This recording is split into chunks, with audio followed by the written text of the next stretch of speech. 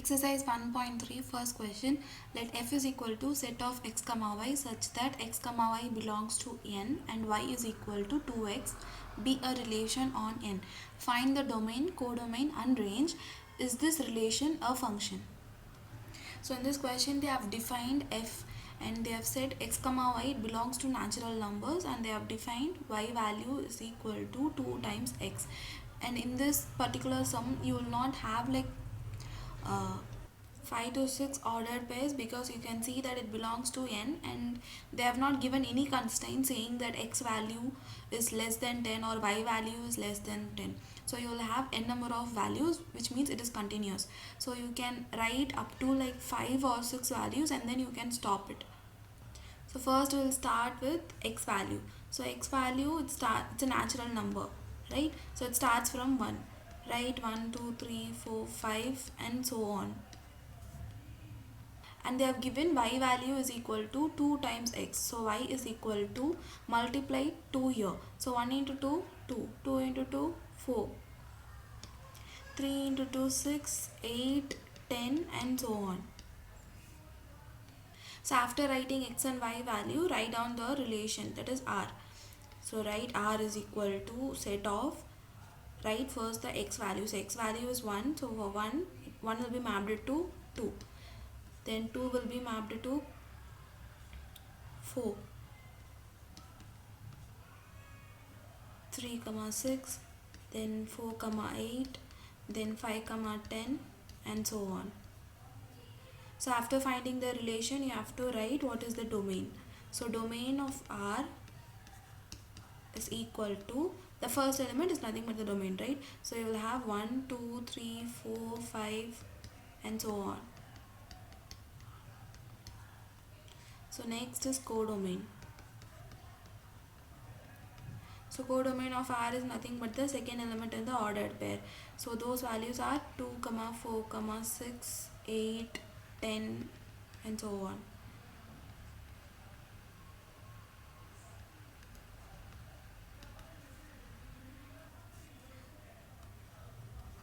So range values are 2 4 6 8 10 and so on, and you can clearly see that this relation is a function.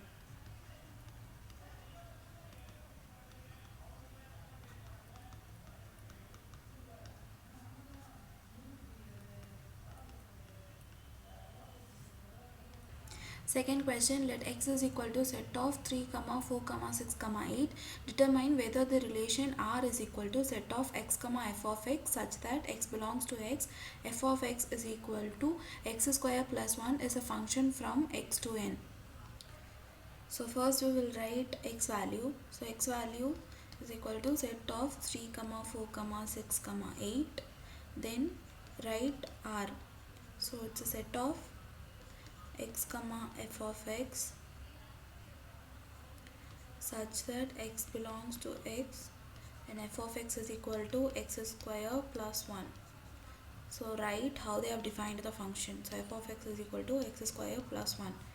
Here x values are 3, 4, 6 and 8. So find f of 3, f of 4, f of 6 and f of 8. So first we will find for f of 3. So in the place of x just write 3. So 3 square plus 1. So 9 plus 1, the answer is 10.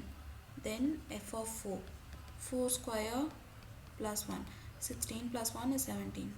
Then f of 6, 6 square plus 1, 37. F of 8, 8 square plus 1, 64 plus 1 you will get 65.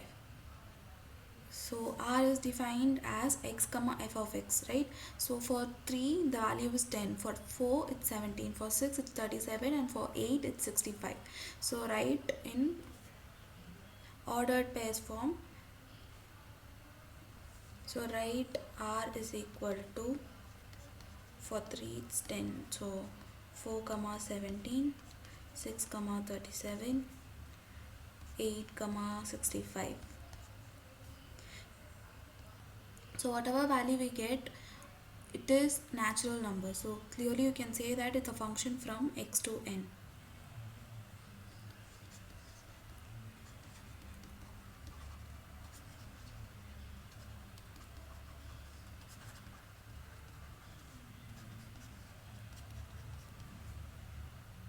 Third question, given the function f from x to x square minus 5x plus 6, evaluate f of minus 1. So write what is f of x value. F of x is equal to x square minus 5x plus 6. First you need to find f of minus 1. So wherever x is there, just replace it by minus 1. So minus 1 square minus 5 into minus 1 plus 6. So when you solve, we'll get minus 1 square is plus 1, minus into minus 1, you'll get minus 5, you'll get plus 5 plus 6. So the answer is 12. So second question, f of 2a. First write what is f of x. So f of x is equal to x square minus 5x plus 6. So f of 2a will be, wherever x is there, just replace it by 2a. So 2a square minus 5 into 2a plus 6.